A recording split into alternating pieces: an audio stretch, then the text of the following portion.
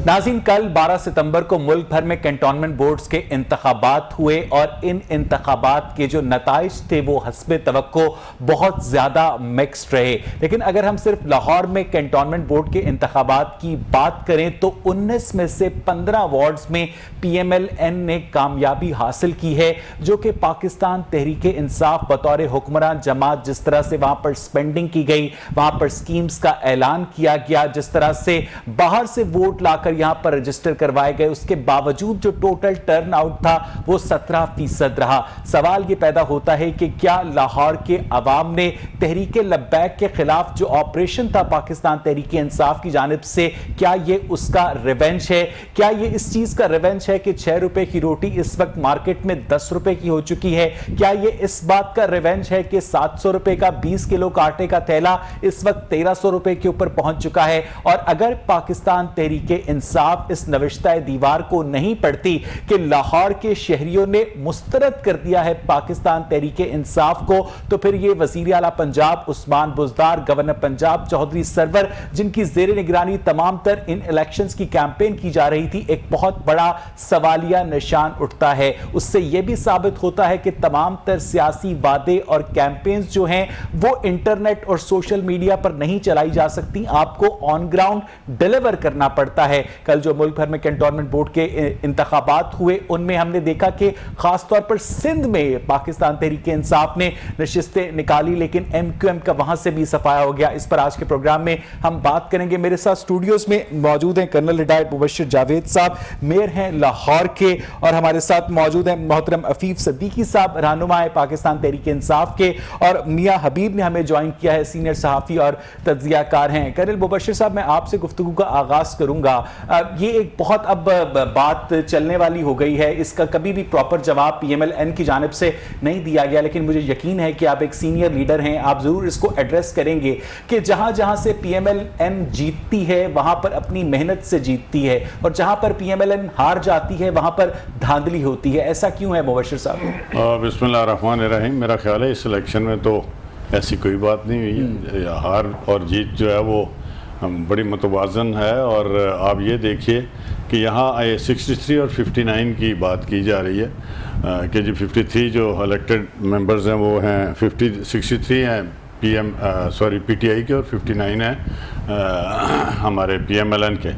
अब ये खाली मेंबर्स की तादाद पे ना जाइए, आपको शायद पता होगा कि सिर्फ कराची में जो है 5 कैंटोनमेंट बोर्ड्स हैं। क्लिफ्टन है, कराची है, कुरंगी है, उस ड्रिग रोड है, और उसके बाद मलीर है।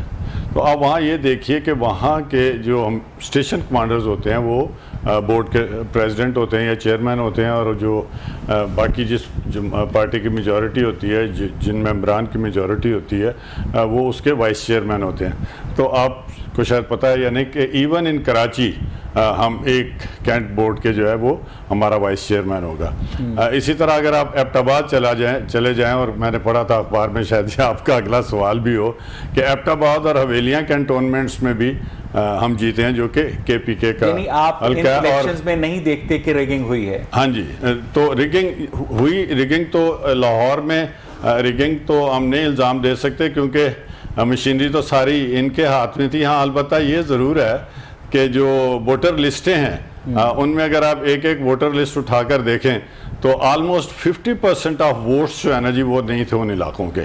और अभी आप हमारे लाहौर की एक, मैं आपको वार्ड 5 की मिसाल देता हूँ कि उसमें वो इलाकों के 50%, मैं बिल्कुल बगैर किसी शक व शुबे के कह रहा हूँ, अगर आप चाहेंगे तो हम आपको लिस्टें भी प्रोवाइड कर देंगे, वो उसमें सारे लाहौर के उन इलाकों के वोट्स थे जिनका कोई लेना देना नहीं है कैंटोनमेंट। इस पर मैं आपसे बात करना चाहूंगा मुबश्शिर साहब, मैं वापस आऊंगा आपकी जानिब। अफीफ साहब, सबसे पहले तो आपको मुबारक हो कि मुबश्शिर जावेद साहब ने तस्लीम किया है कि इन इंतखाबात को बिल्कुल फ्री एंड फेयर तरीके से कंडक्ट किया गया। Being a political worker, Afif साहब, अगर हम सिर्फ लाहौर की बात करें तो इन बल्दियाती इंतखाबात में PTI की शिकस्त की क्या वजह देखते हैं आप?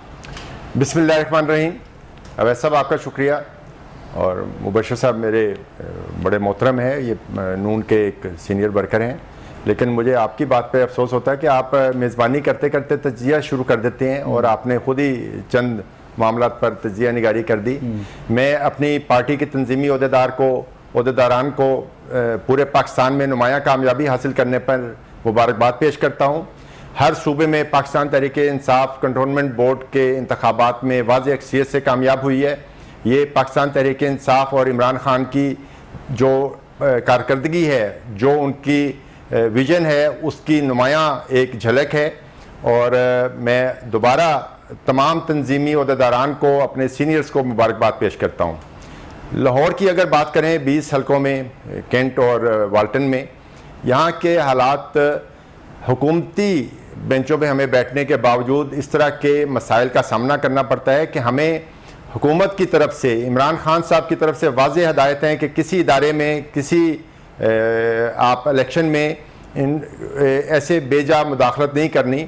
उसकी वजह से इस्टेब्लिशमेंट में ऐसे हमें झलक नज़र आई कि बजाय वो कुछ फेवर क्या करनी थी, वो हमारी मुखालफत पर उतर आए कि कहीं पे उनको भी कोई गिला शिकवा और शिकायत का मौका ना मिले।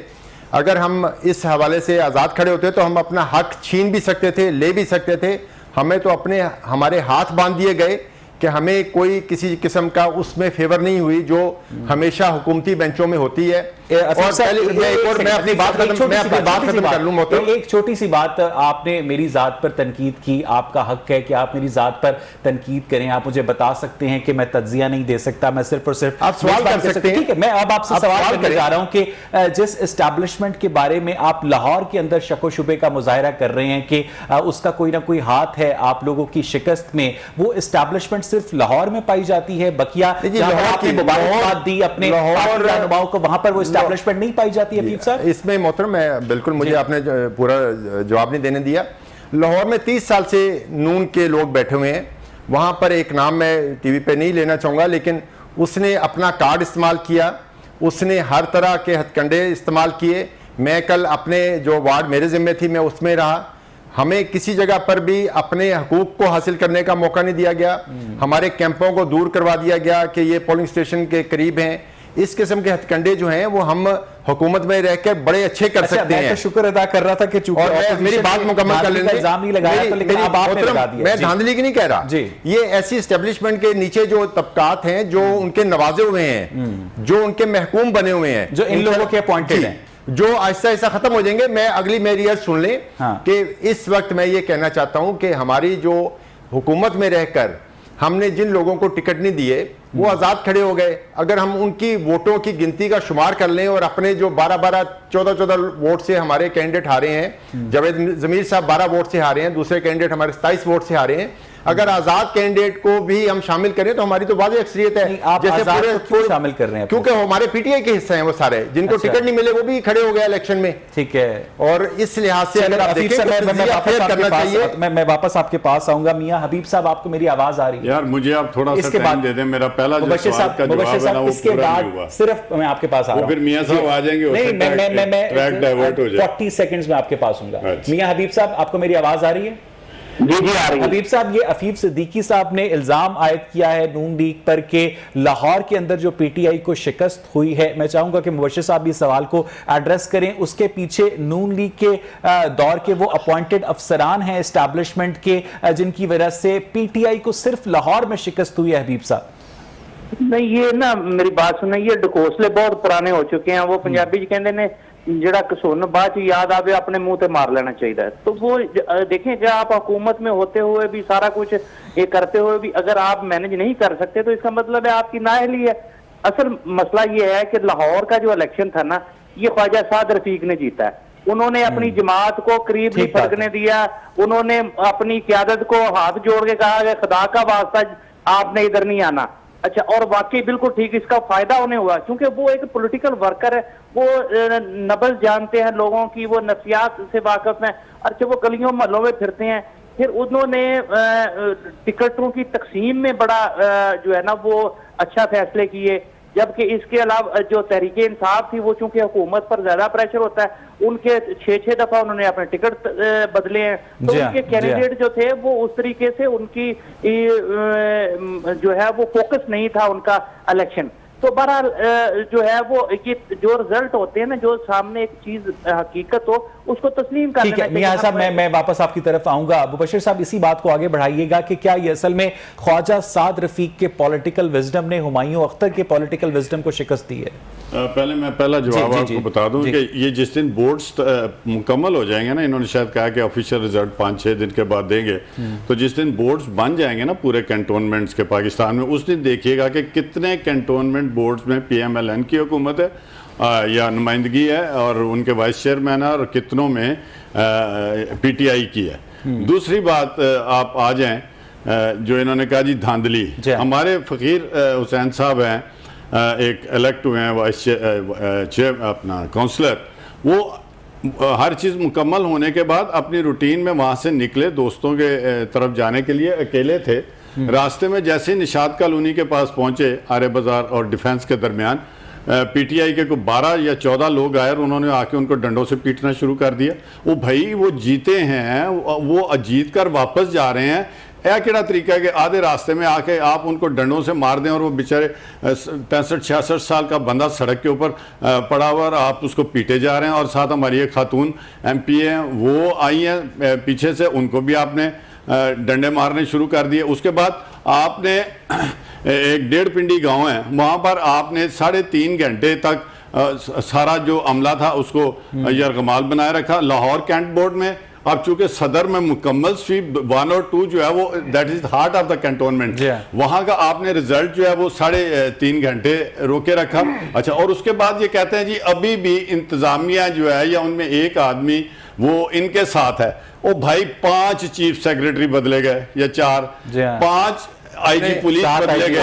एक मिनट, अगर ये अभी भी कहें कि इंतजामिया में हमारे लोग हैं या एक आदमी बैठ के लाहौर को कंट्रोल कर रहा था, तो फिर IG और वजीर आला जो है क्या वो सिर्फ लाहौर के लिए ही है? और अगर वो सिर्फ लाहौर के लिए ही है तो वो लाहौर भी नहीं कंट्रोल कर सकते। तो सरकारी अफसर तो आप जहां भी लगा देंगे वो आउटपुट और डिलीवर करेगा, बशर्ते बहुत आदमी बैठा बड़ा दम है जी। करण साहब, मैं 2 लफ्जों में जवाब दे देता हूं। मैं अल्लाह का शुक्र अदा करता हूं कि मैं किसी ऐसी पार्टी का हिस्सा नहीं हूं जो धांधली ज़दा हो, जो करप्शन करना जानती हो। मैं साफ और शफाफ इलेक्शन करवाने वाली पार्टी में हूं, और ये पहली दफा चीनी का भी दे देता हूं, उसका जवाब आप भागिएगा नहीं, मैं जवाब देके जाऊंगा चीनी और गंदम का। मैं ये जो इन्होंने फकीर हुसैन साहब का कहा, मेरे पास ये तस्वीर है, ये वीडियो है, मैं कारकुन हूं। ये वीडियो देखे, इस बंदे ने अपने दोस्तों के साथ प्रिजाइडिंग अफसर की वैन को रोका जो सरीहन यहाँ पर गैर कानूनी अमल था, और जब ये काम इसको रोका गया, इसका काम नहीं था किसी वैन को सरकारी मुलाजिम को रोकता। ये मैं तस्वीर दिखा रहा हूँ। इसके बाद जब वहां की आवाम को पता चला कि नून लीग का एक वर्कर अगर वो जीता हुआ था तो वो हमलावर क्यों हुआ वैन पर, जब वो हमलावर हुआ तो वहां के जीते हुए कैंडिडेट को हमलावर होने की जरूरत क्या है? और प्रिजाइडिंग ऑफिसर ने इसको इलेक्शन कमिशन को रिपोर्ट क्यों नहीं किया? तस्वीर है मेरे पास, ये बता देना कैंडिडेट को हमला करने की जरूरत क्या है, और प्रिजाइडिंग ऑफिसर ने रिपोर्ट क्यों नहीं किया इलेक्शन कमिशन को? आप में अगर दम है वैसा तो ये फुटेज चला दे मुझसे लेके। ठीक है, मैं चला देता हूं, जुबानी बात नहीं कर रहा, मैं अपनी बात कर रहा हूं, मेरे पास रिकॉर्डेड है। की बात का जवाब दे देना। आप लोगों ने 5 चीफ सेक्रेटरी मेरे मुंह में जुबान है, मैं भी जवाब देना जानता हूं। इसके बाद मैं गंदम और चीनी का जवाब भी करूंगा। बात का जवाब दें। आपकी जो मुबशिर साहब ने सवाल किया कि आप लोगों ने 5 चीफ सेक्रेटरी तब्दील पहले ये प्रोग्राम का जवाब इस प्रोग्राम पे तो आए। मुझे ये बताएं कि आपको अभी भी शक है 3 साल के बाद वो बंदा काम नहीं करेगा, वो अपनी सीट पे रहने का मजाज नहीं है। ठीक है, और वजीर आला पंजाब का बिल्कुल ये आज फिर सारे बदल आपकी मर्जी के मुताबिक इलेक्शन नहीं है, आज फिर चीफ सेक्रेटरी बदल। अल्हम्दुलिल्लाह मैं ये समझता हूं कि कोई धांधली का पूरे पाकिस्तान में इल्जाम नहीं लगा। ये पाकिस्तान की तारीख में पहली दफा हुआ है।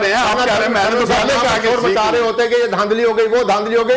हम ये रिजल्ट कबूल करते हैं। हमारे से जो कोताहियां हुई हैं उसकी हम अजाला करेंगे, और पूरे पाकिस्तान में हमने हासिल की है। क्या कोताहियां? जहां पे हमारा कोई कैंडिडेट हारा है उसको हम देखेंगे कि किस वजह से हारा है।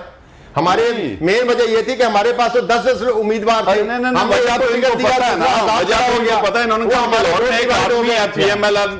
उसने ये सारा कुछ कराया। आप बात करने नहीं देते, दोनों नून की तरफ से प्लेटफॉर्म पे आ जाते हैं। तो नून का मैं तो मैं आप दोनों को थोड़ा सा हबीब साहब, आप ये गुफ्तगू सुन रहे हैं, चलिए पूरा पाकिस्तान हासिल कर। हबीब साहब आप ये गुफ्तगू सुन रहे हैं। हबीब साहब पहले ऑपोजिशन धांधली का इल्जाम लगाया करती थी, इस दफा धांधली का आपने लगाया, धांधली का इल्जाम आपने लगाया है। आप मेरे डाले, आपने क्या धांधली का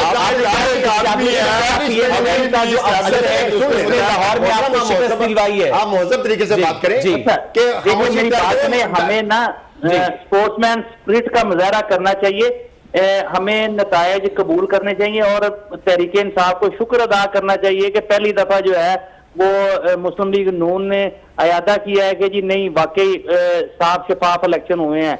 बेशक वो जीत गए हैं, लेकिन चले कम अज कम उन्होंने इलेक्शन के सिस्टम को तो कबूल किया ना। नहीं भाई धांधली नहीं, इसका मतलब पिछले हुए जितने इलेक्शन हुए हैं वो भी दुरुस्त हुए होंगे। बहरहाल अच्छा, असल मामला जो है ना वो खास करके कैंटोनमेंट बोर्ड के इलेक्शन का, एक तो ये दूसरे बल्दियाती जहाँ पे हम कह रहे हैं। अच्छा ये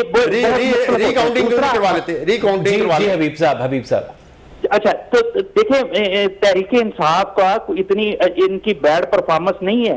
आप देख रहे हैं कि पंजाब में वो मुकाबला करते हैं मुस्लिम लीग नून के साथ, सिंध में वो मुकाबला करते हैं पीपल्स पार्टी के साथ, और केपी में वो मुकाबला करते हैं नून लीग के साथ, एएनपी के साथ, जेयूआई के साथ। तो वो हर एक जमात मुख्तलिफ सियासी जमातों का मुकाबला कर लिया और ओवरऑल जो है उनकी सबसे ज्यादा नशिस्तें हैं। दूसरे नंबर पर नून लीग रही। अलबत्ता जो जहां तक पंजाब का तल्लक है वहां हमें जो नजर आता है वहां मुस्लिम लीग नून का पलड़ा भारी नजर आता है और उसमें जो है बहुत सारी कोताहियां जो हैं वो हुकूमत की हैं। वो मैं समझता हूं कि ये तहरीक के खिलाफ क्रैकडाउन भी हिस्सा है कि पाकिस्तान तहरीक इंसाफ लाहौर से हारी है। हबीब साहब नहीं, लब्बैक वालों के तो कैंडिडेट खड़े थे। मैं समझता हूं कि खास करके जो तहरीक लब्बैक ने जो धरने दिए थे और सड़कें ब्लॉक की थी, लोगों ने उसको माइंड किया था। रिलीजियस वोटर जो तहरीक लब्बैक का सपोर्टर था, जो रिलीजियस वोटर था, जो पीटीआई की हुकूमत से नाराज था, वो गया टीएलपी की तरफ।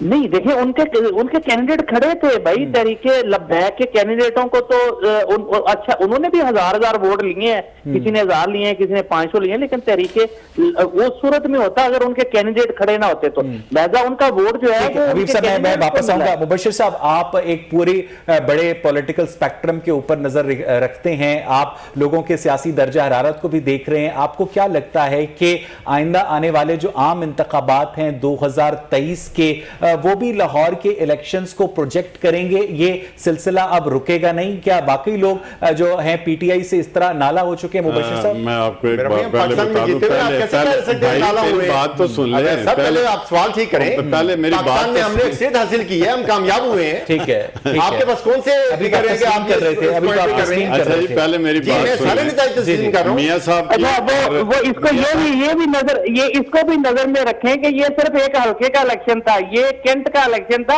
हर हल्के की अपना मैकेनिज्म है, हर हल्के मुबशिर साहब प्लीज कंटिन्यू। मैं मियां साहब की और रफीक सिद्दीकी साहब की दोनों को बात को मिलाकर जिस नतीजे पर पहुंचा हूं वो ये है कि हमारे एक एमएनए साद रफीक साहब ने इलेक्शन जीता और उनके अपने एरिया में था, क्योंकि वो वहाँ एमएनए हैं उस एरिया से और उनके साथ अयाज सादिक साहब हैं। रफीक सिद्दीकी साहब ने कहा कि ये जो है ना हमारी विजन और हमारी विजडम जो है ना इमरान खान साहब की, उसकी वजह से ये इलेक्शन जीता है। अब आप जरा मैथमेटिकली इसको देखिए कि इनकी पार्टी का लीडर प्राइम मिनिस्टर और हमारा एक एमएनए जो है वो इनके ऊपर हावी हो गया लाहौर में।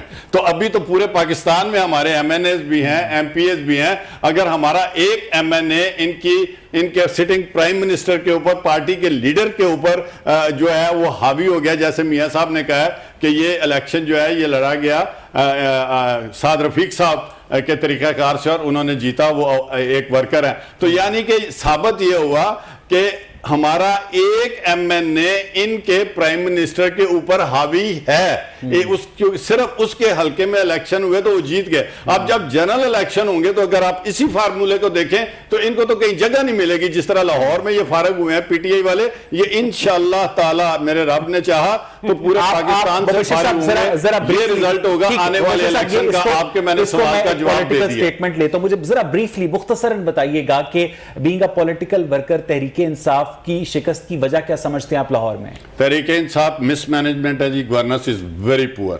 आप देखें लोगों के काम नहीं हो रहे हैं। जो हमारे लेवल के बहुत छोटे काम थे लोकल गवर्नमेंट्स के, वो भी पिछले 2, 2.5, 3 साल से, बल्कि अब मैं कहूंगा कि वो बिल्कुल खत्म है। वजीर आला कुछ स्टेटमेंट देता है, कमिश्नर उठ के कुछ कर रहा है, डिप्टी कमिश्नर कुछ कर रहा है, अफसर जो है ये आप हफीफ सिद्दीकी साहब माने या ना माने, ये एक कंसेंसस है आवाम का। और मुझे भी पता है, आपको भी पता है कि एक डिप्टी कमिश्नर के दफ्तर में जाना, एक कमिश्नर के दफ्तर में जाना, जुए शीर लाना है, मिनिस्टर के दफ्तर में आदमी, एक कॉमन आदमी जा सकता है, मगर इन बाबुओं के दफ्तर में नहीं जा सकता। इन्होंने लोकल गवर्नमेंट्स को घर बिठा के, जिनको के सुप्रीम कोर्ट ऑफ पाकिस्तान ने बहाल कर दिया है, उसके बावजूद जो है उनकी रसाई नहीं है, वो अपनी कुर्सियों पे नहीं है। गली महलों के प्रॉब्लम हल नहीं हो रहे हैं। ये तो है पहला कि गली महलों में, और दूसरी जो governance police out of control हुई है लाहौर में, इतने स्ट्रीट क्राइम्स हो गए, आईजी बदलने से नहीं होता।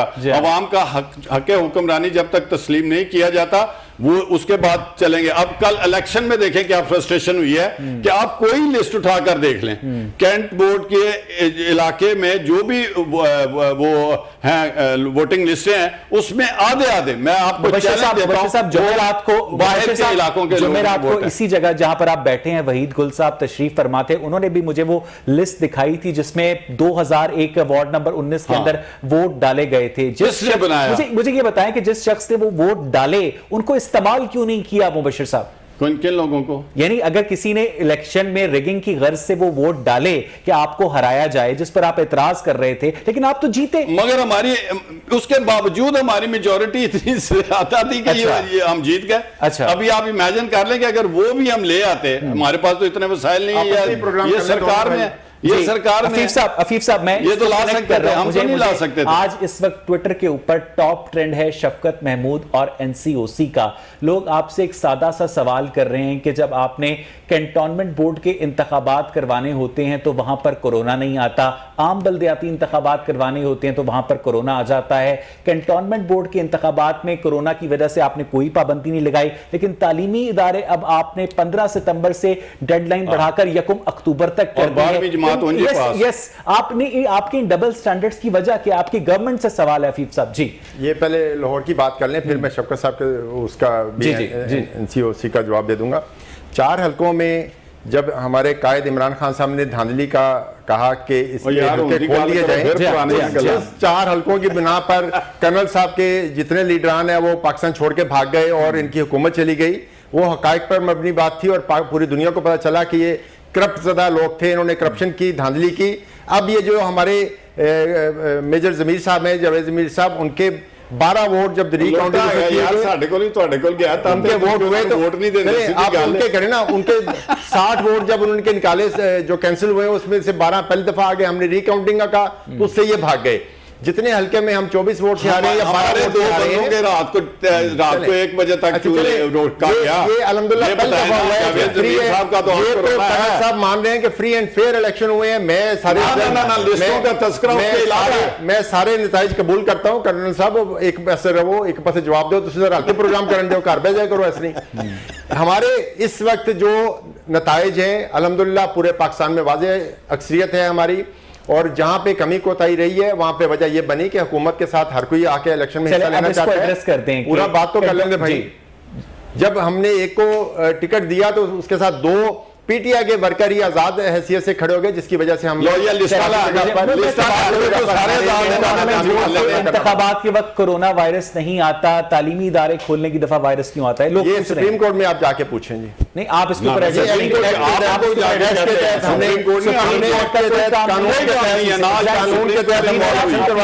आंसर कीजिएगा, लोग पूछ रहे हैं आपसे जी। वो अपने एनसीओसी का जो होता है, सब सूबों के वज़ीर आला वहां पे होते हैं, सबकी मुशावरत से होता है, उसमें पीपल्स पार्टी के भी बैठे होते हैं, बलूचिस्तान से भी बैठे होते हैं। नहीं, आज भी जो प्रोग्राम हुआ नहीं, और दुआ तालीम उसमें सबकी बाहमी रजामंदी से फैसला होता है। शफकत साहब अकेले कोई फैसला नहीं करते। ठीक है, ये आज भी सब। मियां हबीब साहब आपको आवाज आ रही है? आजाद उम्मीदवारों को लेकर बहुत ज्यादा कॉन्फिडेंट नजर आ रही है पाकिस्तान तहरीक इंसाफ। अफीफ साहब भी जिक्र कर रहे थे, फवाद चौधरी ने भी कहा कि ये जो कैंटोनमेंट बोर्ड के इलेक्शन थे ये असल में पीटीआई के उम्मीदवारों और आजाद उम्मीदवारों के दरमियान थे। अगर ये आजाद उम्मीदवार मिल जाते हैं जाकर पाकिस्तान तहरीक इंसाफ में, तो क्योंकि जाहिर है हुक्मरान जमात हमेशा एक प्रेफरेबल ऑप्शन होती है आजाद उम्मीदवारों के लिए, तो आप समझते हैं कि जो नून लीग का मार्जिन है उसे मजीद कम किया जा सकेगा? हबीब साहब जी बिल्कुल, आप ये पंजाब का सिर्फ देखें कि पंजाब में जो है वो नून लीग के 51 है,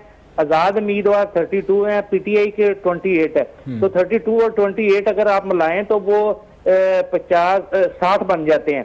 तो वो और हमेशा जो होते हैं आजाद उम्मीदवार वो जाते हैं हुकूमत की तरफ से या जिस जमात की हुकूमत बन रही होती है। अभी ये कर्नल साहब ठीक कह रहे हैं कि जब ये वाइस प्रेसिडेंट का इलेक्शन होगा तो उसमें फिर पता चलेगा कि कौन कौन सी जमात जो है वो उसकी पोजीशन क्या है। देखिए लाहौर में जो था वो मुस्लिम लीग नून का ही इक़्तिदार था कैंटोनमेंट बोर्ड में। दोनों कैंटोनमेंट बोर्ड में पिछली दफा भी इनके वाइस प्रेसिडेंट थे, बल्कि इनका गलबा था और तहरीक इंसाफ तो सिर्फ एक सीट जीती थी। इस बार उन्होंने एक कैंटोनमेंट बोर्ड में जो है उन्होंने 3 सीटें जीती हैं और एक जो है। हबीब साहब मुझे एक ब्रेक लेनी है नाज़रीन, जब हम ब्रेक से वापस आएंगे तो मुबश्शिर जावेद साहब से और रफीक साहब से पूछेंगे कि उन्होंने इस इलेक्शन में क्या देखा कि लोगों ने किन मसाइल के ऊपर ज्यादा अपने वोट का इंतखाब किया और वोटर्स ने वोट डाले। इस पर मजीद बात करेंगे ब्रेक के बाद। Stay with us.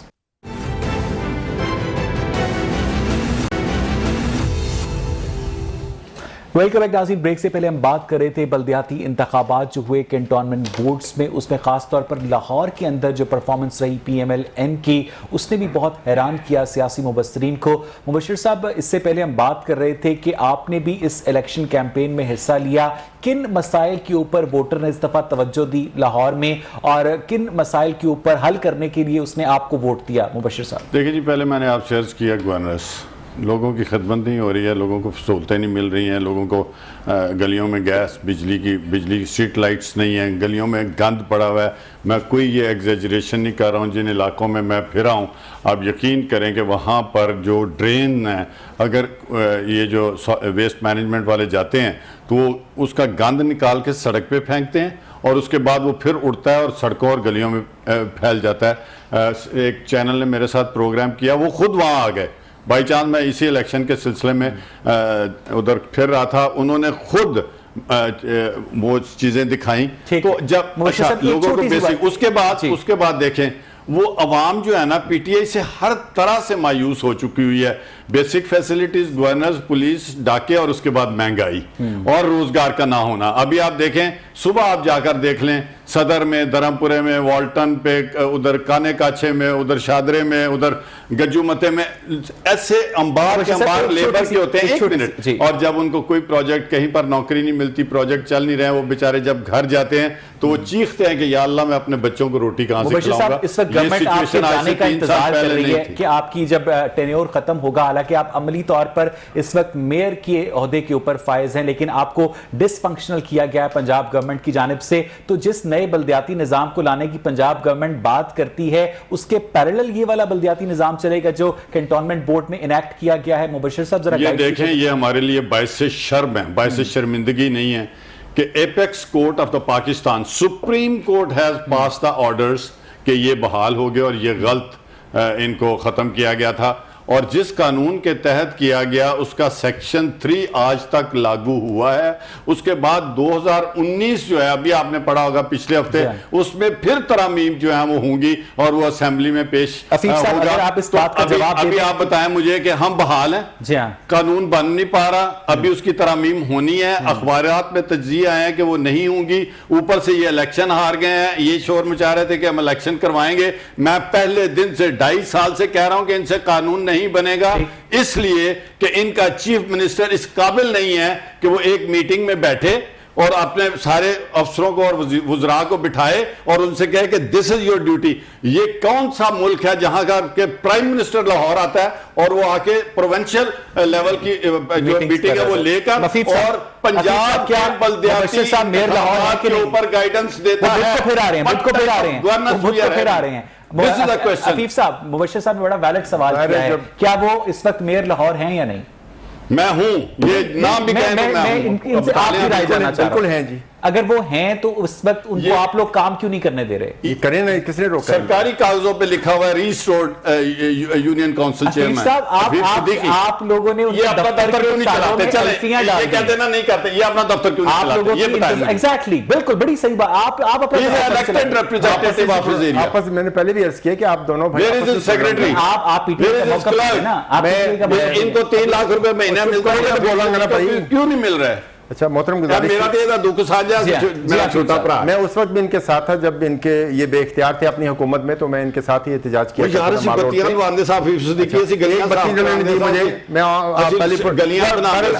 अब सुप्रीम कोर्ट के ऑर्डर्स के तहत ये बिल्कुल बहाल हैं, लेकिन ये सुप्रीम कोर्ट के जो मोअज़्ज़िज़ जजों ने जो सिजिलियन माफिया का कहकर इनके कायदीन को चोर और नाअहल करार देकर सजा दी, उस फैसले को क्यों नहीं मानते? ये सारी बातें कड़वा कड़वा मीठा मीठा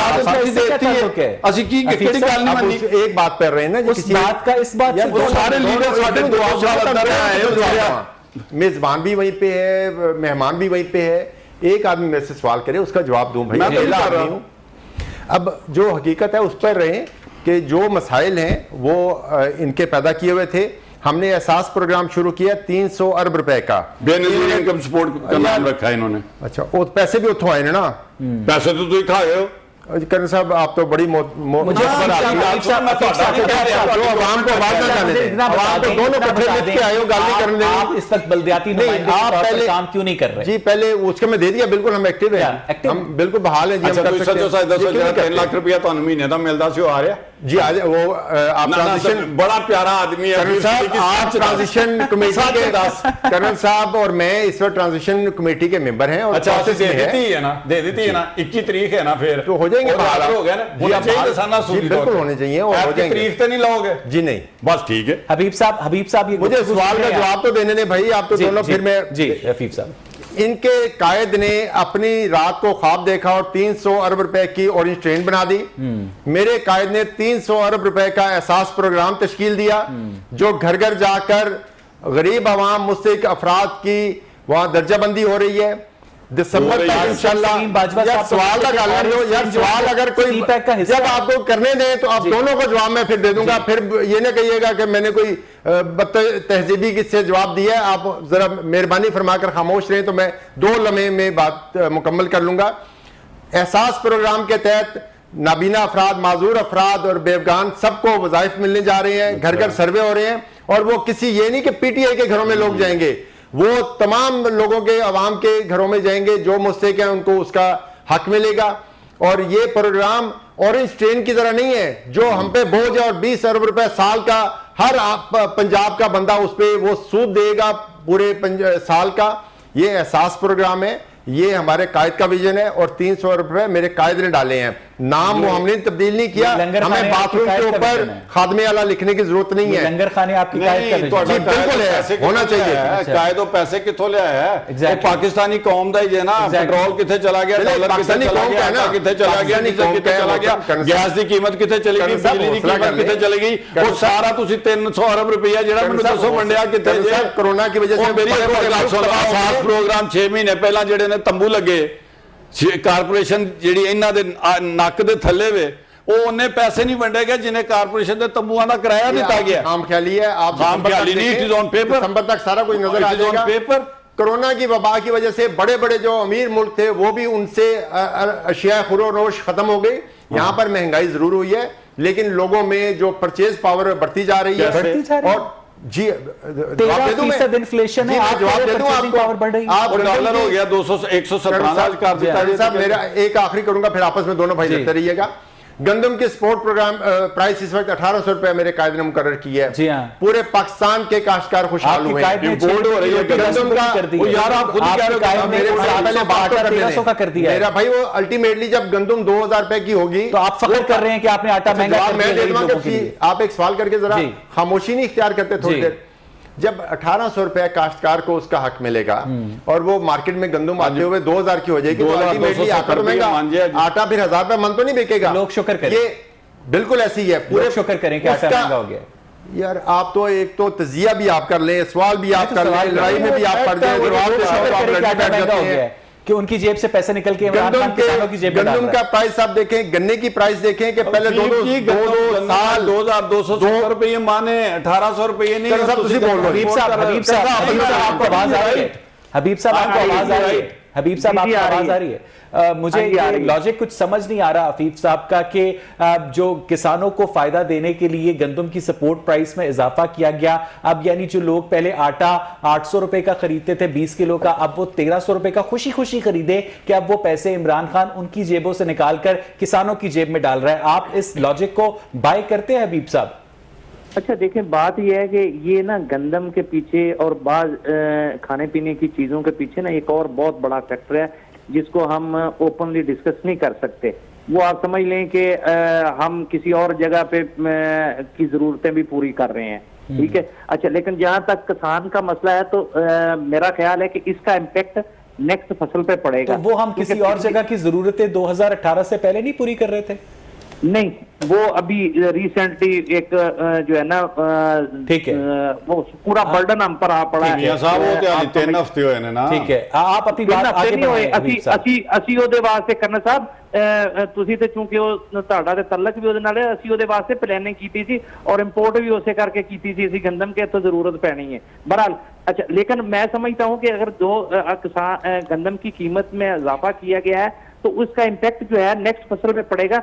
क्योंकि पिछली दफा किसानों को पूरे पैसे मिले हैं तो नेक्स्ट फसल जो है वो और ज्यादा काश्त करेंगे और ज्यादा बेहतर करेंगे। लेकिन मैं समझता हूँ ये पाकिस्तान का ये मसला नहीं है। पाकिस्तान को प्लानिंग की जरूरत है कि हमने किस फसल बोनी है। मेरी बात सुने कि यहाँ तो टमाटर ज्यादा हो जाएं तो वो लोग सड़क पर फेंक देते हैं। हमने अभी देखा कि कभी 200 रुपए केजी हो जाते हैं टमाटर, कभी जो है 20 रुपए केजी हो जाते हैं, कभी 10 रुपए केजी हो जाते हैं। तो असल में जरूरत इस अमर की है कि किसान को जो है वो गाइड किया जाए कि आपने कितनी फसल बीजनी बोनी है, और अगर वो फसल ज्यादा हो जाए तो फिर वो गवर्नमेंट को चाहिए कि वो परचेज करके उसको किसी वो डंप कर ले या उसको एक्सपोर्ट कर दे।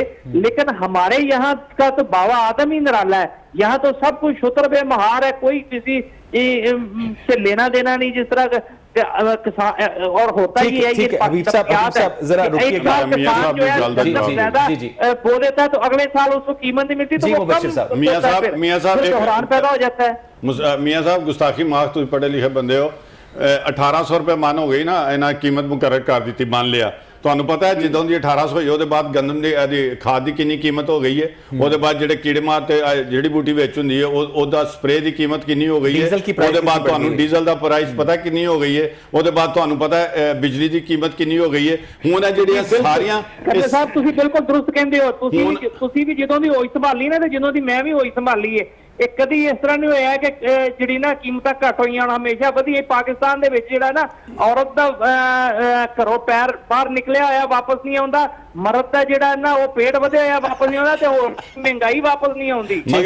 अच्छा, अफीफ साहब एक सेकंड, अफीफ साहब मेरी नजर से आज इमरान खान साहब का एक शॉट गुजरा जिसमें वो गवर्नमेंट पर सख्त तनकीद कर रहे थे 2018 में कि 2013 में डॉलर 100 रुपए का था और इस चोर गवर्नमेंट ने 125 रुपए पर पहुंचा दिया। यानी 5 सालों में 25 रुपए बढ़ने के ऊपर खान साहब तनकीद कर रहे थे और खुद उन्होंने 3 साल के अंदर 44 रुपए का इजाफा कर दिया है। अफीफ साहब, क्या ये लोग इसको रिफ्लेक्ट नहीं करते बल्दियाती इंतखाबात के नताइज के जरिए? जी बहुत अच्छा लगता है मुझे जी, आप सारा तजिया करके प्रोग्राम का रुख कोई मगरिब का होता है मशरिक से शुरू कर देते हैं। आप ये देखें कि 4 साल पहले जो टमाटर और आलू का रेट था आज उससे कम है। ये डिमांड एंड सप्लाई का, जैसे मियां साहब ने फरमाया, ये डिमांड एंड सप्लाई का इशू होता है। जब हम अपने आपके पास तारीख में सबसे ज्यादा डॉलर है, जिस वक्त हम अपने जिम्मेदार को काश्तकार को खुशहाल करेंगे पाकिस्तान खुशहाल होगा। और यहाँ पर ये एक चीज मैं बिल्कुल मानता हूँ कि सफेद पोश जो तनख्वाहदार तबका है वो इस वक्त पिसा हुआ है। इंशाल्लाह ताला हमारा एक साल के अंदर अंदर ये भी खुशहाल हो जाएंगे, परचेज पावर बढ़ जाएगी, महंगाई कम नहीं होगी, लेकिन लोगों के पास एक साल में ऐसा खरीदारी की कुवत, एक साल में ऐसा क्या होगा? जी बिल्कुल हो रहा है। जैसे आप जरा सा हौसला कर लें कि आप देखें जब इनके कायद का दौर था, फैसलाबाद में लूम जो बिक रही थी ना, बैनर लगा के 30 रुपए किलो बिक रही थी। अच्छा। उस वक्त आलू 40 रुपए किलो था। ये मुझे ऐसे लगता है जैसे कल की बात है। आज फैसलाबाद में अल्हम्दुलिल्लाह हमें मजदूर और टेक्नीशियन नहीं मिल रहे जो लूमें चलाएं, इतनी एक्सपोर्ट बढ़ गई है। ये अल्लाह की रहमत है और मेरे कायद का विजन है। आप एक साल बर्दाश्त कर लें और इंशाल्लाह ताला रिजल्ट आपको तमाम इलेक्शनों के आपको मिल जाएंगे। था जी मुबश्शिर साहब। अच्छा जी, अब जो है ना, एक होता है रॉ कॉटन, एक होता है वो प्लेन कपड़ा, एक होता है फिनिश, एक होता है फॉस्की, एक होता है कॉटन, एक होता है लट्ठा। यार गालदा जवाब, एक होता है गारमेंट्स। इंडिया, चाइना कोरोना की वजह से सारे उसके ऑर्डर जो थे ना गारमेंट्स के, वो हो गए बंद। हमारे लिए कोरोना रहमत हो गया, इस हुकूमत के लिए एक पॉइंट स्कोरिंग बन गई। अवाम के ऊपर अल्लाह ने मेहरबानी की, ठहर जो अवाम के ऊपर अल्लाह ने मेहरबानी की, बहुत सारे ऑर्डर्स जो थे वो पाकिस्तान की तरफ आ गए और गारमेंट्स, सिर्फ गारमेंट्स की एक्सपोर्ट अल्लाह ने हमें इतनी बढ़ा दी कि वो हमारे जो हैं ये एक सेक्टर जो है वो चल पड़ा, ठीक हो गया जी। अब उस सेक्टर से इन्होंने अवाम को क्या, इसका जवाब मुझे दे देना पहले। अवाम को जब यार पहले मैं ऐसे जवाब नहीं देने दूंगा। आप आपस में भाई दोनों मिक्स हो जाते हैं। पहले मुझे कर्नल साहब मुझे इस चीज का जवाब दें। कर्नल साहब मुझे कहें उसे लूमें क्यों बिक रही थी, इंडस्ट्री क्यों बंद हुई थी? आप मजदूर, एक ही मजदूरों का मुआशी कत्ल हो रहा था, आप उसका पहले जवाब दें, फिर मैं आपसे जवाब देता हूँ। मैं जवाब देता हूँ उसे क्यों लूमें बिक रही थी। इसहाक ने बिकी, मुझे बता देता हूं, सारे मीडिया को पता है, इनको पता है, अगर ये ना जवाब दे तो ये बेईमानी करेंगे। इसहाक डार साहब ने उस वक्त इंडस्ट्रियलिस्ट को जो रिबेट अमाउंट वापस नहीं की, अरबों रुपए अपनी जेब में रख लिया और डॉलर सस्ता करने के तरफ हो गए। अब वो पाकिस्तान से भाग के बाहर बैठा हुआ है, उसको कहना है यहाँ पे पेश करें, यहाँ पे सजा भुगते। अब तो अलीम खान साहब ने कोट लखपत जेल को बड़ी सहूलतों से आरास्ता कर दिया है। आए, आपके कायद भी आए, इसहाक डार साहब भी आए, उनको अच्छे तरीके से रखेंगे, चेकअप भी होगा, खाना भी अच्छा मिलेगा। अगर आप पॉलिसी देखें, ये मेरे कायद की पॉलिसी है कि केड़ी पॉलिसी है, सुनने का हौसला करेगा। दोनों एक बंदा जवाब दे, एक बंदा सवाल करेगा, दोनों को पूरा पढ़ूंगा। एक बंदा खामोश है वरना मैं दोनों को पूरा पढ़ूंगा। मेरे कायद ने, मेरी हुकूमत ने उनको रिफंड दिया है। धमकी आमेज जब रिफंड वापस किया तो इंडस्ट्री चली है। इन्होंने चोरी किया है। इंडस्ट्रियलिस्ट का पैसा जो रिफंड रिबेट मिलती थी वो इसहाक डार चोरी कर गया था। उसने सारे पैसे डॉलर को सस्ता करने में झोंक दिए। पाकिस्तान की आवाम का मुआशी कत्ल किया। आज उल्टा मैं इनको दुनिया से खींच के अदालतों में पाकिस्तान बुलाए, इंशाल्लाह उल्टा लग जाएंगे। पाकिस्तान शहबाज शरीफ साहब अंदर गए, पाकिस्तान आए, क्यों भागे हुए हैं? के बाद इसहाक डार अपने कायद को बुलाएं और आप देखिए कैसे उल्टा लटकाते हैं। तैयार नहीं होता रहा, आप अंदर डाल देते हैं। सवाल का जवाब सुनते नहीं है, वरना मुझे ऊंचा बोलना आता है। ख्वाजा साहब को हबीब साहब आपको ये गुफ्तगू सुनाई ये मुनासिब नहीं है। मियां हबीब साहब, मैं माफी चाहता हूं, आपको ये आवाज दोनों को मुझे जवाब देना पड़ा। मेरी इस तरह की तबीयत मुझे बताइएगा कि अफीफ साहब बार बार पाकिस्तान तहरीक इंसाफ की मुआशी कारकर्दगी को प्रोजेक्ट करने की, बूस्ट करने की कोशिश कर रहे हैं। मैं रेटिंग लेने के चक्करों में तनकीद कर रहा हूं जो उनको पसंद नहीं आ रही। मुबश्शिर साहब तो है ही ऑपोजिशन में, इसलिए वो मेरा और उनका एक बॉन्ड क्रिएट करने की कोशिश कर रहे हैं। लेकिन हबीब साहब मुझे ये बताइए, जो इलेक्शन कमीशन ने कहा कि बटन में डाल देंगे, आप जाके आप ना डालें ना एल्फी आपस में। हबीब साहब, स्टेनले ने पाकिस्तान को इमर्जिंग इकोनॉमीज की फहरिस्त निकालकर फ्रंटियर इकोनॉमीज की फहरिस्त में डाला है, जो कि पाकिस्तान के लिए एक बहुत बुरा इंडिकेटर है। तो उसमें तो उसकी रोशनी में तो हबीब साहब की सारी बात नल एंड वॉइड हो जाती है। हबीब साहब किसी इस बहस का हिस्सा नहीं बनना चाहता। मैं आपको बताता हूं कि दुनिया का जो न्यू वर्ल्ड ऑर्डर था ना, वो अब हो गया नाकाम। अब इकोनॉमिक वर्ल्ड ऑर्डर चलने वाला है और उसमें पाकिस्तान की बड़ी अहमियत बढ़ रही है। Pakistan new economic world order जो है उसकी तमाम वेन्स पाकिस्तान से निकलेंगी और हम लोग ना एहसास कम तरीका शिकार है। हमें होप से नफरत है। हम जो है ना वो तनकीद प्राय तनकीद और रंगबाजी से बाहर नहीं निकलते। हम हर वक्त मायूसी में रहते हैं। ये एक काफिला चलने वाला है जिसकी सरबराही जो है वो चीन ने करनी है। जो जो इस काफिले के साथ मिलता जाएगा वो समझ लें कि वो उस काफिले का हिस्सा बनता जाएगा और वो खुशहाल होता जाएगा। पाकिस्तान के बहुत बेहतर हालात होने वाले हैं। पाकिस्तान पे अल्लाह ताला ने बड़ा खास करम किया है। पाकिस्तान की इस वक्त दुनिया में बड़ी अहमियत हो गई है और आइंदा आने वाले दिनों में आपको इसकी मजीद अहमियत होती नजर मुझे तो मुबशिर साहब लग रहा है कि हबीब साहब ने कामरान खान साहब का शो देखा है। नहीं जी, कामरान खान का शो देखने के बाद ये मेरा अपना एनालिसिस है, मेरा अपना एनालिसिस है। और मियां साहब ने ये कहा कि चाइना लीड करेगा, बहुत सारे मुल्क उसमें शामिल होते जाएंगे और पाकिस्तान भी शामिल हो जाएगा। उन्होंने ये नहीं कहा कि Imran Khan as a prime minister या उसके विजन की वजह से शामिल हो जाएगा। मुझे इतना पता है कि जब से ये हुकूमत आई है सी पैक के सारे प्रोजेक्ट्स जो हैं वो डेड हैं, किसी के ऊपर काम नहीं हो रहा। इन्होंने ये बयान दे दिया कि आप अपने कायद को खुश करते रहे, दूसरे ना ये आप छिछड़े भाई, ये फैक्ट। मैं आखिरी बात करता चलूं, प्रोग्राम खत्म होने जा रहा है। मैं अपनी बात जरूर करता जाऊंगा। आपका कायद अमेरिका और इंडिया की तरफ देखता था, मेरा कायद अल्लाह की तरफ देखता है और अल्लाह की रहमत है पाकिस्तान पे। इंशाल्लाह पाकिस्तान खुशहाल होगा। जैसे मियां हबीब साहब ने फरमाया, ये अल्लाह ताला का करम है हम पे। हफीफ साहब, आपसे एक आखिरी सवाल मेरा भी है कि आप लोग बहुत दावे करते हैं शफाफियत के, मेहनत के। मुबशिर साहब, मैं चाहूंगा कि ये सवाल आप भी बकिया पीटीआई के लोगों से करें। आपकी गवर्नमेंट को आए हुए 3 साल हो गए हैं, अब तक लाहौर में आम दुकानों से खालिस दूध नहीं मिलता। हफीफ साहब, मिलता है जी। हमारी जो इस वक्त फूड अथॉरिटी है वो इंस्पेक्शन पे लगी हुई है। 15 दिन के बाद हजारों लीटर जाया वो जाया अगर होता है तो उसमें इमरान खान अच्छा, आप इमरान खान की अल्लाह की तरफ पीने का साफ पानी नहीं आता। हफीफ साहब, ये देखें, आपको तो चाहिए आप फिल्ट्रेशन प्लांट